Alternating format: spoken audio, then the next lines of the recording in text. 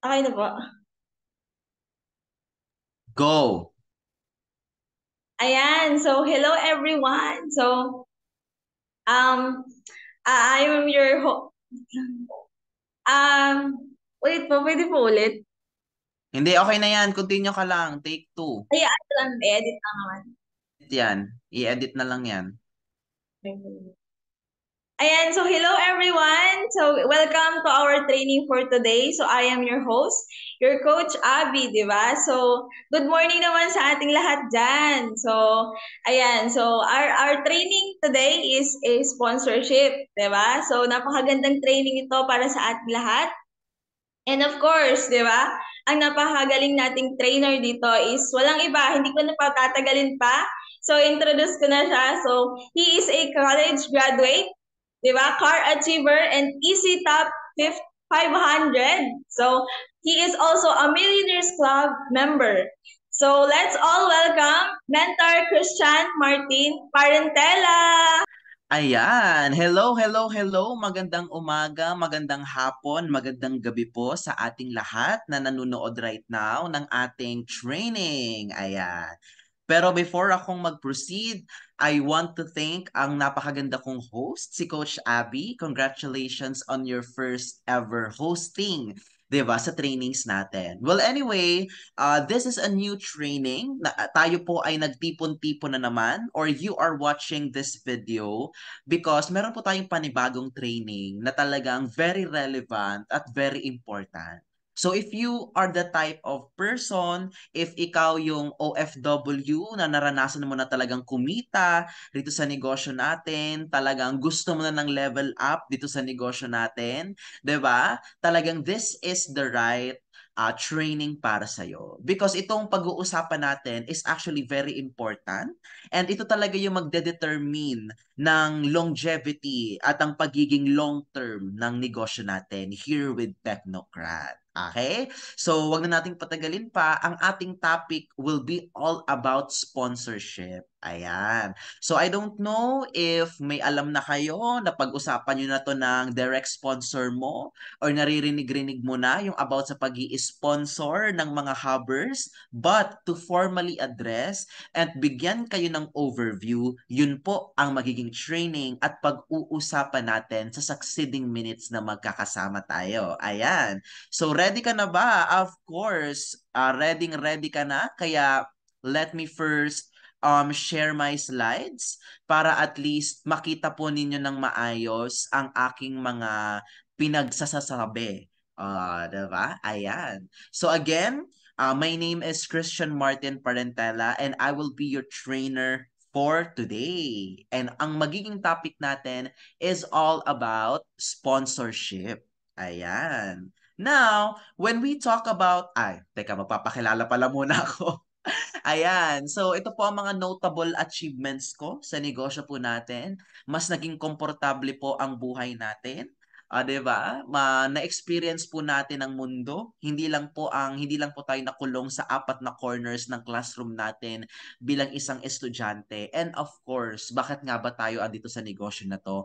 Para kumita and eventually magkaroon ng mas magandang quality of life. And ako po, I am very happy to share that with just 2 years of doing the business, talagang lahat po ng naipangako sa akin dito sa negosyo na to is unti-unti na po siyang natutupad and I am excited sa mga paparating pang blessing and mga achievements at mga milestones na i-hit natin together with our business and technocrat community. Ayan. Now, eto na. Disclaimer muna tayo, 'di ba? Kasi ang sponsorship po, it is a very subjective. Ayan. It is when I say subjective, kada upline po kasi, kada team, okay, kada mag-upline, iba-iba po kasi ang diskarte nila sa pagkakaroon ng sponsorship. Now, this session is not intended to replace, ayan, nor enforce but to add value. Ngayon, ibig sabihin, kung ano man po, if may idea na po kayo sa sponsorship, kung ano man po yung napag-usapan ninyo ng direct sponsor mo, okay, na nagpo-push at nag encourage sa'yo na magkaroon ka ng sponsorship ng mga hubbers, yun na po iyon. Okay? And nor it does not enforce. Ibig sabihin, hindi po namin to ini-enforce sa'yo na dapat eto na mismo, point by point, ang gagamitin mo sa sponsorship. Pero pwede naman. 'Di ba? But ang pinaka-goal lang po ng session natin is for you to add value. Magkaroon lang kayo ng overview, magkaroon lang kayo ng blueprint, magkaroon lang kayo ng basehan, 'di ba? Magkaroon lang kayo ng basis in crafting your own sponsorship. Depende po sa teams at depende po sa uplines. Now, ano nga ba talaga ang sponsorship? Okay, now, sponsorship is the act of sponsoring interested full-timers under your organization or network. Simply put, from the word itself, so sponsoran mo yung taong interesadong mag-full-time under ng organization mo. Okay? Ibig sabihin, ano po bang ibig sabihin ng sponsorship? Ano po ba ang mga scope ng sponsorship? Ano po bang ibig sabihin nito? Number one, okay? As the sponsor, okay? Ikaw po ang magbabayad. Ikaw po ang magpo-provide sa business account ng benefactor mo or ng taong susponsoran mo. Ibig sabihin, kung paano ka nakapasok sa negosyo natin, okay? Ganun din ang gagawin mo para makapasok yung sponsor mo. Now, we have different packages na pwede mong sponsor sa kanya. Okay? Depende na sa'yo kung ano ang gusto mong sponsor sa kanya. Pwedeng yung pinakamataas, pwedeng yung pinakamababa. Depende sa'yo. Depende sa agreement mo ng upline mo na nagaguide sa'yo, ng admin mo na nagaguide sa'yo sa negosyo na to. Okay? Number two, ano ang ibig sabihin natin ng sponsorship? As the sponsor, okay, OFW ka man, empleyado ka man, negosyante ka man, na nag sponsor ka ng hubber or ng full-timer, one of the suggested responsibilities mo or scope ng sponsorship is for you to pay. Ayan. Sasagutin mo din po ang hub utilities for the training period. Ayan. Ibig sabihin, for example, okay, based lang po ito on my experience. Sa Genesis Hub po, okay, ang utilities po natin is umaabot, pwede po kunyari lang, pwede po siyang umabot from 3,500 pesos to 5,000 pesos. Kunyari lang ito ha. Ayan. So, ibig sabihin, every month, para po matulungan mo yung sponsor mo na wala na siyang ibang iintindihin kung hindi mag-network, ikaw po ang magbabayad ng utilities niya for the duration of the training period. Now, gaano ba katagal itong training period na to? Now, it depends. Again, depende pa din po siya sa pag-usapan po ninyo ng admin mo. But, minimum 3 to 6 months, yun po yung magiging intensive training period. Now, what do I mean by intensive training period? Ito po yung magiging period kung saan yung benefactor mo, yung hubber mo, yung full-timer mo, dyan niya po gagawin yung negosyo. Okay? Diyan niya po aaralin, gagawin, at gagawin yung negosyo natin 24/7. Pero syempre, matutulog at kakain pa din naman po yung benefactor mo. Okay? Yung full-timer mo o yung hubber mo. But when I say intensive, talagang lahat po talaga, okay, lahat po talaga ng kailangang matutunan ng full-timer mo is talagang ituturo namin sa kanya. Now, again, when I say utilities, renta, kuryente, tubig, ano pa ba, wifi, yan po yung mga babayaran po ninyo. Okay, if naguguluhan po kayo kung anong ibig sabihin ng hub utilities, kindly watch po our previous video all about hub. Kung ano nga ba talaga ang isang hub. Okay? Now, number three, community and company activities. Okay? Now, under Technocrat and our company Alliance in Motion Global, meron po tayong mga company events, kagaya po ng upcoming na, ano nga yun? 18th year anniversary sa Maynila. And ang community po natin is Technocrat. And sometimes, meron po tayo mga events na kailangang bumili ng ticket, meron pong mga ambagan, kailangan mag-attend ng mga full-timers mo or ng mga hubbers mo. This is also one of the suggested scope of sponsorship mo. Ipa-attend mo, bilhan mo siya ng ticket para wala na siyang isipin. Okay? And number 4, ito po, again, suggested lang po ito. Advertising expense. For example, marunong na yung hubber mo. O, 'di ba? Marunong na yung hubber mo, marunong na siya mag-present, magaling na siya mag-close deal, 'di ba? Para mas bumilis siya dito sa negosyo natin. Of course, pwede mo rin po, okay? Pwede mo rin po siyang sponsoran ng pang-advertising expense niya. Ngayon, huwag kang mag-alala. Again, kasi kung magkano man ang kikitain, okay, ng sponsor mo, kikita ka din doon. May palo din yun sa'yo and nakatulong ka pa.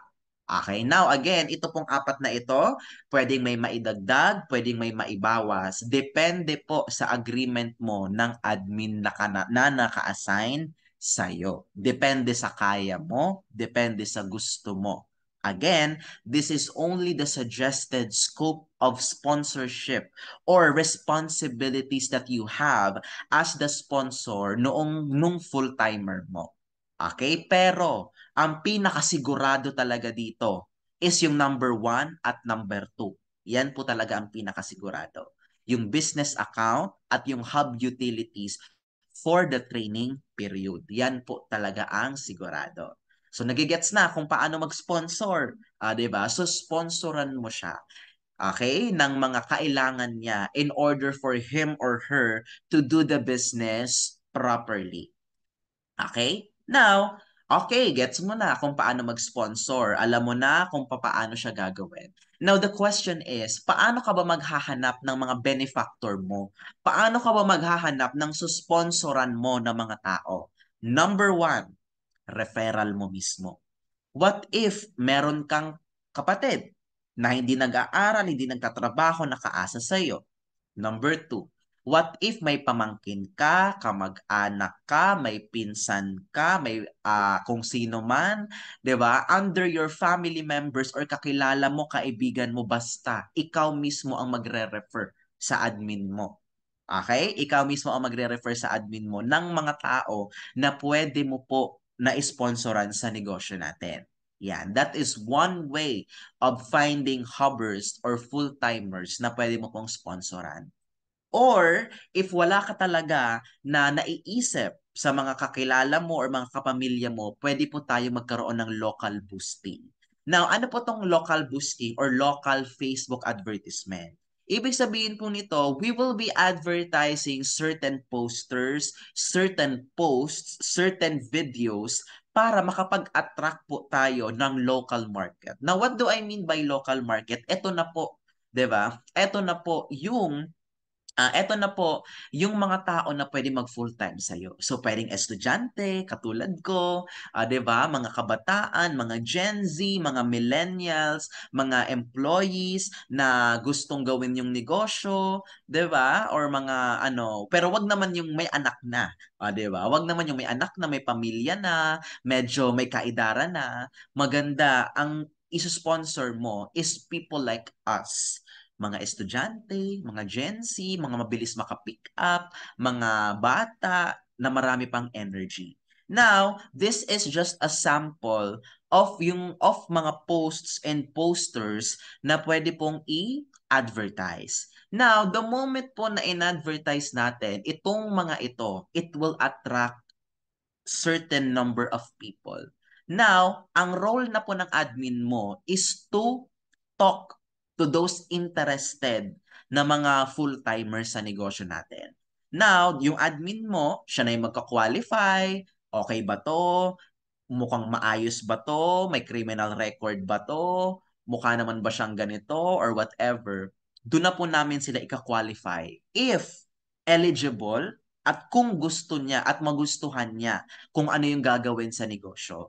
Dito na rin po natin ipe-present yung negosyo. Dito na rin po natin sasabihin kung magkano ba. Okay, kung magkano ba yung pwede niyang kitain, ano ba yung gagawin niya, what's in it for him the moment na gawin niya yung negosyo.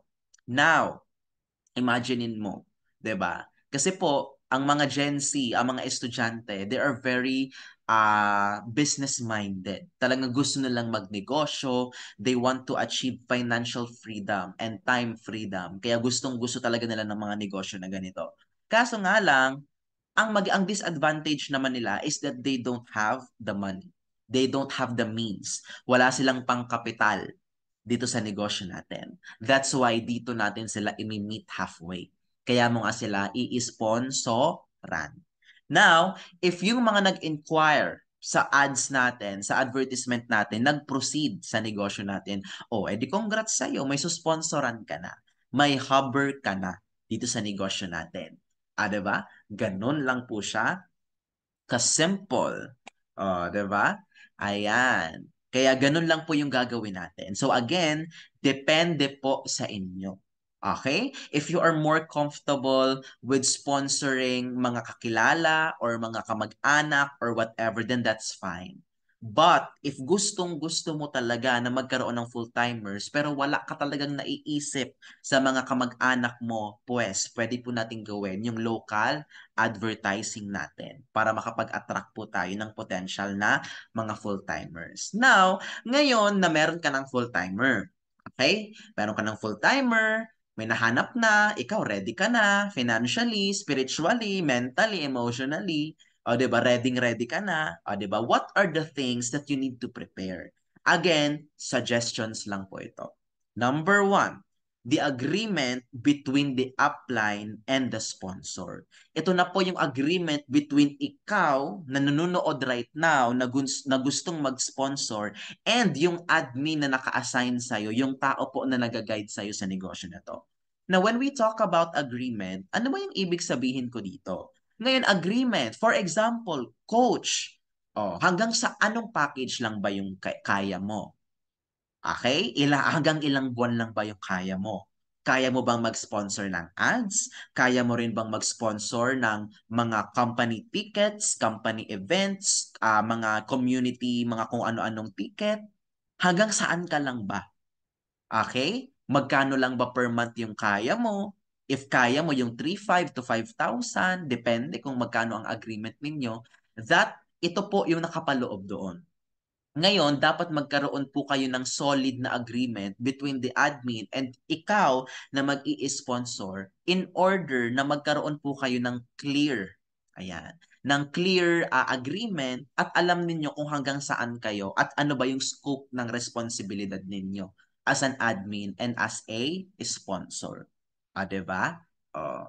And number two, okay? Dito na po is yung contract and obligations of the benefactor or yung spinonsoran mo.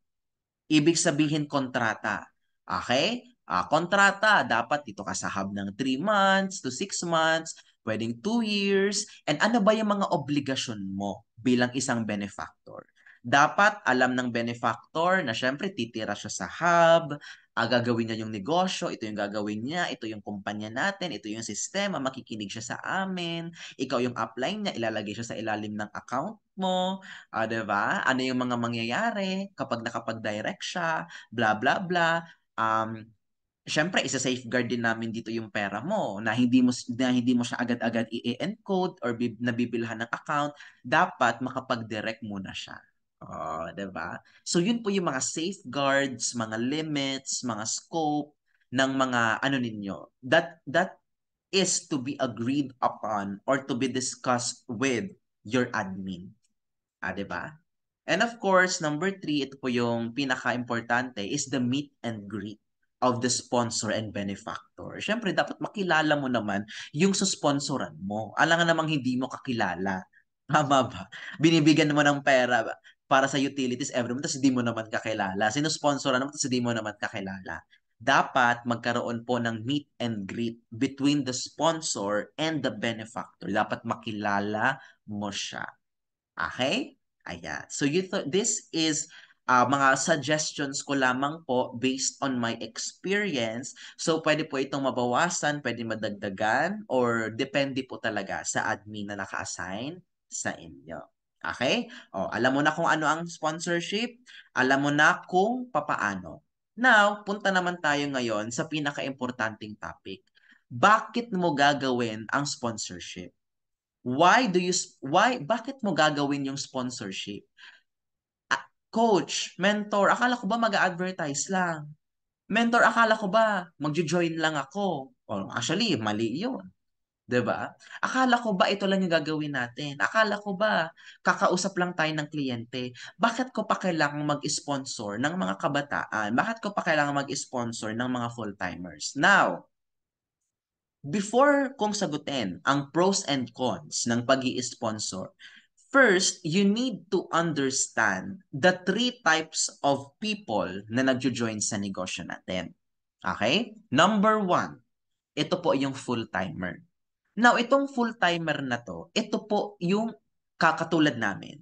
We live and breathe this business. Before kaming matulog, pakagising namin, ito na po ang ginagawa namin. Ibig sabihin, 100% po ng energy, time, knowledge, effort, all of us, nakapasok na po dito. Binubuhos po namin sa negosyo natin. Yun po yung full-timer. Ngayon, the moment na nagkaroon ka ng full-timer, ibig sabihin, merong someone sa negosyo mo na 100% ginagawa yung best niya para sa negosyo mo. 24/7 ginagawa yung negosyo mo. Tinatrabaho yung negosyo mo. Now, kapag trumabaho to si full-timer mo, aakyat yun sa'yo. Magbe-benefit ka din doon. Yun po ang mga full-timer. Number two, what is the second type ng tao na nagjo-join sa negosyo natin? This is what we call the part-timer. Now, itong mga part-timer na to, ito yung mga empleyado na nag-work pa din. At the same time, ginagawa yung negosyo natin ng papitik-pitik sa free time, kumakausap ng tao, o may effort din naman kahit papano, yun po yung part-timer. Now, maganda po magkaroon ng part-timer, kaso nga lang, from the word itself, part-timer. Pwedeng 50% lang ang effort niya, 30%, 40%, 2 hours lang ang meron siya para gawin yung negosyo, 'di ba? Yun po yun na part-timer. So, if magkakaroon ka ng part-timer under ng grupo mo, pwede pa din naman, kikita ka pa din naman doon. Kaso nga lang, hindi kasing intense kapag meron kang full-timer. Or, ito na po yung pinaka-last, is the investor. Ngayon, itong investor na to, from the word itself, mag-i-invest lang siya. Hindi talaga siya kakausap ng tao. Hindi talaga siya magpo-post. Hindi talaga siya magbebenta. Ang gagawin niya lang, mag-open ng account at magbibigay lang siya ng pera every month pang-advertise. At ganun po ang investor, 'di ba? Now, prangkahan tayo. Since nag-a-advertise ka, magpapa-ads ka sa kliyente mo, OFW din, 'di ba? Sa iba't ibang parte ng mundo. Now, usually ano ang makukuha mo? Pwedeng part-timer or pwedeng investor. Kasi hello, kung taga-Canada ka, magpo-full-time ka ba sa negosyo natin? Of course not. Bakit may papapalit yung buhay mo dyan sa Canada para rito sa negosyo? Tama? Para for you to start all over again from square one dito sa negosyo na to. For sure, ang makukuha mo kapag nag-advertise ka is part-timer lang or investor.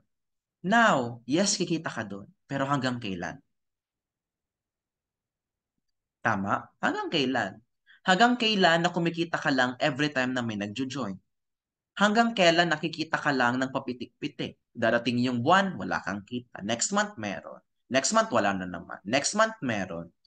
Di ba?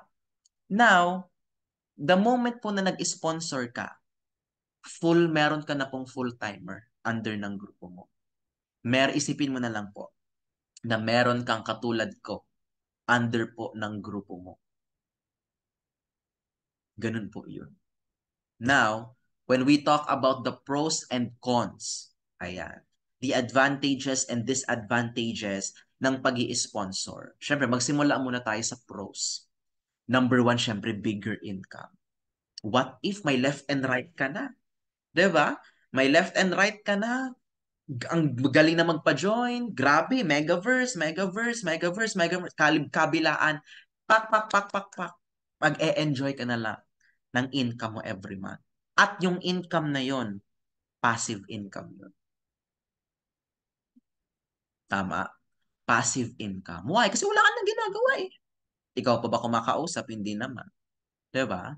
The moment na naturuan po namin yung hubber na yon kung paano maging katulad namin, ikaw at ikaw pa din naman ang magbe-benefit. Number three, magkakaroon ka ng manpower. Magkakaroon ka ng network. Because that is what network marketing is all about. Na magkaroon ka ng network. At actually, kulang nga eh. Hindi lang dapat magkaroon ka ng mga tao. Magkaroon ka ng mga tao na gumagalaw. Magkaroon ka ng mga tao na active. Yun ang pinaka goal ng network marketing. Kaya imaginein mo, if may 5 ka, for example lang, meron kang 5 na ginagawa yung negosyo 24/7, aba, grabe, sitting pretty ka. Talagang nag-aantay ka na lang. 'Di ba? Nag-aantay ka na lang ng income mo every month. Ganun yung kinagandahan. And ito pa nakalimutan kong ilagay sa pros. May natulungan kang tao. Yung estudyante, nagipit na gustong kumita, natulungan mo. Yung tambay na hopeless na, pero nabigyan mo ng pag-asa, ikaw yung naging tulay. Ano pa ba? Yung mga employees na sawang-sawa na sa work, na gustong mag-try ng panibago, gustong magnegosyo, pero wala nito, natulungan mo sila. And imagine, with that kind of help, for sure that person will be eternally grateful to you. Tama? And sa lahat ng income niya, sa lahat ng tao na magjo-join sa kanya, aba, papalo din yan sa'yo. Under din yan ng network mo. Under din siya ng organization mo. Ganun ang mga advantages kapag nagkaroon ka ng hubbers. And syempre, mas masaya. Kasi imaginein mo, meron kang mga hubbers or mga full-timers na mga Gen Z, na mga millennials, na mga bata pa. Kaso, ayan, punta naman tayo ngayon sa cons. Ayan, number one, of course, it will be a bigger expense para sa'yo. Nag-join ka na, nag-a-ads ka na, but then again, this is another investment. This is an additional capital for you. It will lead to a bigger expense para sa'yo. Number two, syempre, andyan yung risk of quitting. Ngayon, hindi naman po kami kulungan. Hindi naman po porket nag-hub yung tao, nakakulong na siya sa negosyo natin habang buhay. There will be instances, pwedeng mangyari na mag-quit siya, bumalik siya sa kanila, or whatever. That is the risk. Meron dito na kumikita na sponsoran, kumikita na, nag-quit pa. 'Di ba? Di mo maintindihan. Inosponsoran na, kumikita na, mag-quit pa. Meron din naman yung sponsoran mo ng utilities, pero since hindi siya nakapag-direct within 3 months, syempre wala na. Babay na sa kanya. Hmm. And number three, it will take time. Nakalimutan ko na naman. It will take time for your hubber or full-timer to understand, to learn, and to do the business. Hindi po porket hindi po porket nag-sponsor ka is agad-agad magaling na yung hubber mo. Hindi po siya agad-agad kaya ng makapagpa-join ng Sandamakmak, makapag-close deal ng Megaverse, 'di ba? Magkaroon ng paldo-paldong pay-ins. Hindi po. It will take time. At depende po sa learning curve. Depende po sa learning capacity, sa adaptability, sa personality. Depende po mismo sa hubber na makukuha natin. Kung gaano niya kabilis kayang aralin at maging successful sa negosyo natin. Now, that is the cons ng pagkakaroon ng sponsorship. So, you think about it. Pero kung ako, tatanungin mo, final message ko sa inyong lahat, sponsorships may be an additional capital, but having full-timers is worth the investment. Isipin mo na lang. What if isang taon, ginawa nung hubber mo yung negosyo natin, naging kasing galing ko. Isipin mo, may left and right ka na Christian Martin Parentela. May left and right kang Rosilianto, Archie Berwega, Lisel Cinco. Sino pa? Sammy Dizon, Ralph Lawrence Angeles. Imaginein mo na lang yun. Now, hindi ka naman habang buhay magi-sponsor eh. Isang beses ka lang naman magi-sponsor. Account lang naman. Hub lang naman. 3-5. 3 months lang naman. 3 to 6 months lang naman. Hindi ka naman habang buhay magbabayad. Pero, kapag yung sponsoran mo umalagwa sa negosyo natin, talagang ginawa niya yung best niya sa negosyo at naturuan namin ng maayos. Sigurado na ang 50 to 100,000 na passive income mo every month. Na ganun po ang sponsorship. Yes, medyo makakalula, pwede kang ma-overwhelm sa sponsorship mo. But I'll tell you, it's all worth it. Lalo na kapag nire-reap mo na yung mga tinanim mo, nakikita mo na kung gaano nakabilis kumita nang wala kang ginagawa sa negosyo natin. It may be a long road, but it's a road worth taking. Now, bakit ka magsusponsor? Because that's what the business is all about. Ma-leverage ka. May ibang magtatrabaho para sa iyo. Yun naman talaga yung negosyo eh. Tama? So, kung gano'n naman talaga yung negosyo, na may downlines ka dapat na gumagalaw, meron ka dapat na mga tao na ginagawa yung negosyo, kahit busy ka, gusto mong kumita nang wala kang ginagawa, then go for sponsorships. Kasi once na magkaroon ka na ng mga sponsor, mga na-sponsoran mo sa ilalim, imagine mo na lang ang income mo. And above all that, monetary value, imaginein mo na lang, may isang tao kang natulungan na magbago ang buhay. At imaginein mo sa negosyo na to, the moment na may natutulungan ka na magbago ang buhay mo, in return, babaguhin din ng negosyo ang buhay mo dito sa negosyo natin. Kaya I guess that's it para sa ating training.